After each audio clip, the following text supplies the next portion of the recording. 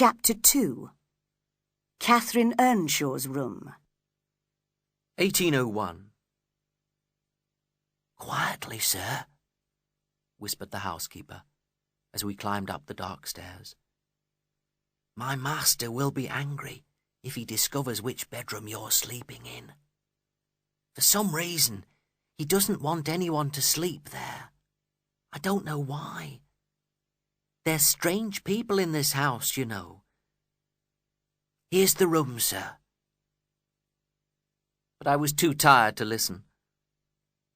"Thank you, Zillah," I said, and taking the candle, I entered the room and closed the door. The only piece of furniture in the large, dusty bedroom was a bed, placed next to the window. There were heavy curtains, which could be pulled around it, to hide the sleeper from anyone else in the room. Looking inside the curtains, I saw a little shelf full of books just under the window. I put my candle down on the shelf and dropped thankfully onto the bed. I closed the curtains around the bed and felt safe from Heathcliff and everyone else at Wuthering Heights. I noticed that there were names written on the wall in childish handwriting. Catherine Earnshaw, Catherine Heathcliff, and Catherine Linton. Then I fell asleep, but I was woken very suddenly by a smell of burning. My candle had fallen onto a Bible on the shelf and was burning it. When I opened the Bible to see if it was damaged, I found that wherever there was an empty page, or half a page, someone had written on it. And on the first page was written, "Catherine Earnshaw's Diary, 1776. Who was the girl who had slept in this bed, written her name on the wall, and then written her diary in the Bible 25 years ago? I read it with interest. "How I hate my brother Hindley," it began. "He is so cruel to poor Heathcliff. If only my father hadn't died. While he was alive, Heathcliff was like a brother to Hindley and me. But now Hindley and his wife Frances have inherited the house and the money, and they hate Heathcliff. That horrible old servant Joseph is always angry with Heathcliff and me because we don't pray or study the Bible. And when he tells his master, Hindley always punishes us. I can't stop crying. Poor Heathcliff. Hindley says he is wicked and can't play with me or eat with me any more." My eyes were beginning to close again, and I fell asleep. Never before had I passed such a terrible night, disturbed by the most frightening dreams. Suddenly, I was woken by a gentle knocking on the window. It must be the branch of a tree, I thought, and tried to sleep again.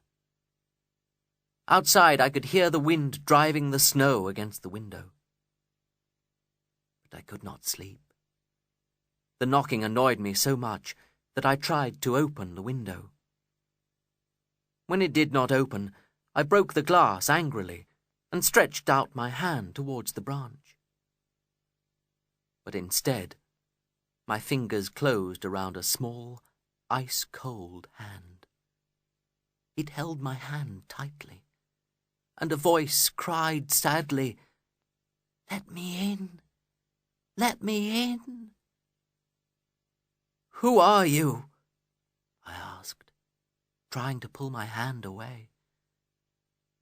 "Catherine Linton," it replied. "I've come home. I lost my way." there seemed to be a child's face looking in at the window. Terror made me cruel. I rubbed the creature's tiny wrist against the broken glass so that blood poured down onto the bed.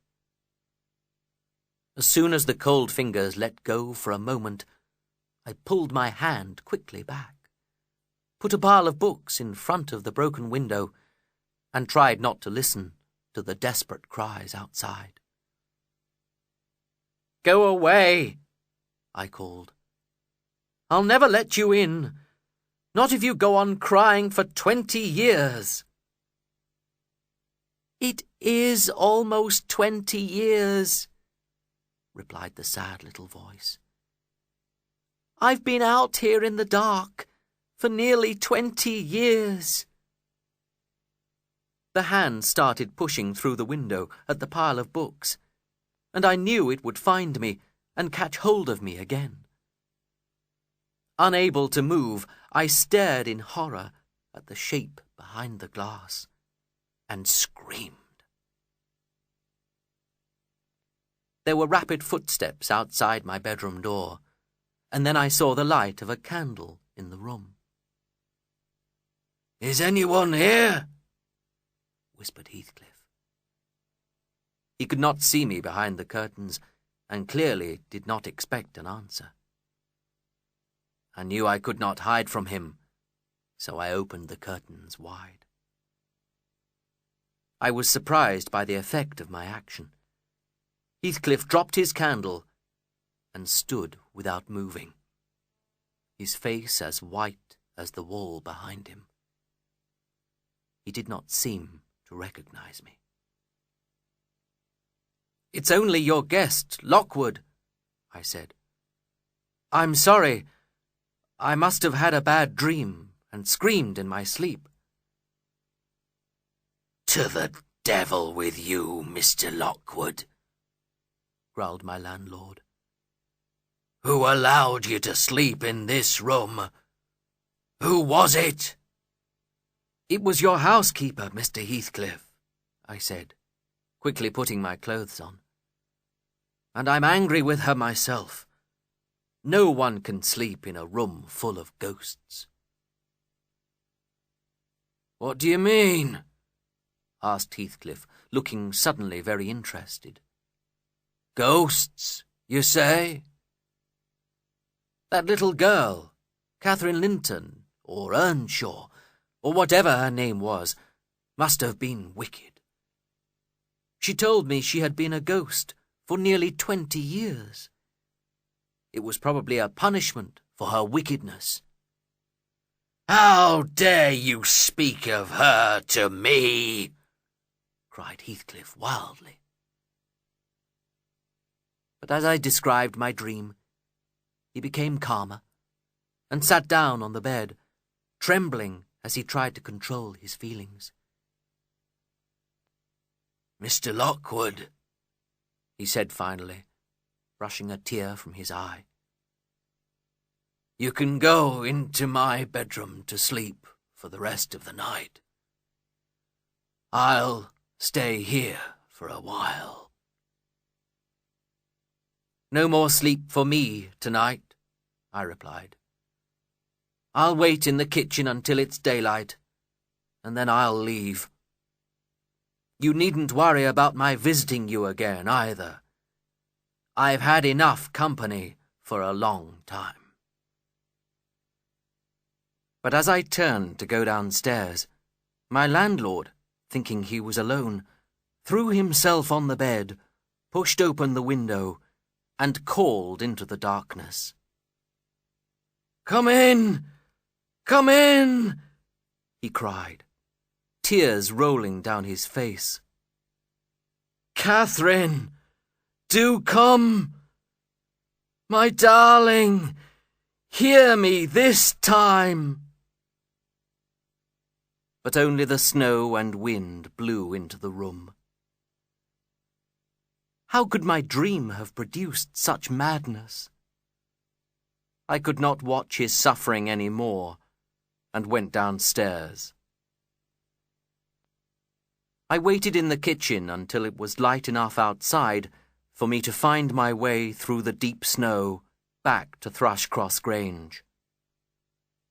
The housekeeper there, Ellen Dean, rushed out to welcome me home.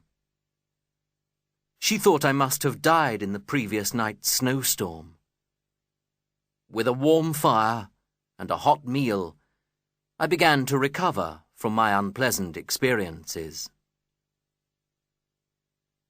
After my stay at Wuthering Heights, I thought I would never want to speak to any human being again.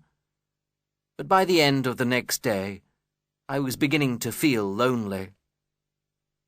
I decided to ask Mrs. Dean to sit with me after supper. "How long have you lived in this house?" I asked her. 18 years, sir. I came here early in 1783, when my mistress was married, to look after her.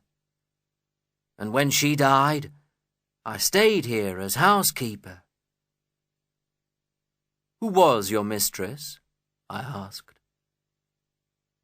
"Her name was Catherine Earnshaw," she replied. "Ah, my ghostly Catherine," I muttered quietly to myself. "She married Mr. Edgar Linton, a neighbour," added Mrs. Dean. "And they had a daughter, Cathy, who married Mr. Heathcliff's son." "Ah, so that must be the widow, young Mrs. Heathcliff at Wuthering Heights." "That's right, sir. Did you see her? I looked after her as a baby, you know. How is she? I do want to know." "She looked very well, and very beautiful, but I don't think she's happy." "Oh, poor thing. And what did you think of Mr. Heathcliff?" "He's a rough, hard man, Mrs. Dean. But I'm very interested in him. Tell me more about him." "Well, he's very rich, of course, and mean at the same time. He could live here at Thrushcross Grange, which is a finer house than Wuthering Heights, but he would rather receive rent than live comfortably. But I'll tell you the whole story of his life, as much as I know, that is, and then you can judge for yourself."